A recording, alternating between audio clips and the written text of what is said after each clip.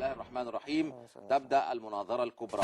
تعريف الإمامة، هل الإمامية قدرية في أفعال العباد ولا جبرية؟ يعني ايه قدرية وجبرية؟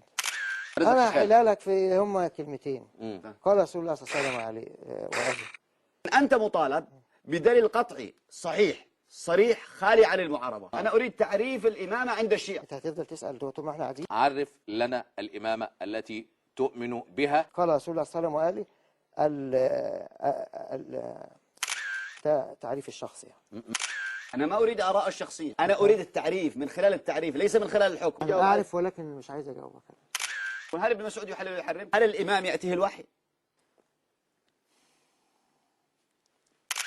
أليس النبي صلى الله عليه وسلم رشح أبا بكر ليصلي بالناس؟ هل أنت قادر على إثبات إمامة علي بعد النبي مباشرة؟ ده اللي أنا أعرفه، ما أعرفش أكتر من كده. وعلي قال قد ارتضاه لديننا أفلا نرتضاه لدنيانا؟ ما أعرفش والله، المزاج مش عايز أجاوب. أنت الآن تتهم عليا بالجبن، هل أنت مستعد أن تناقش وتثبت إمامة علي بن أبي طالب؟ تعرف إمامة زمانك؟ أنت تعبتني يا أخي، بقالك نص ساعة تسأل. ما الذي يأتي على الإمام أو ما هي علاقته بالله؟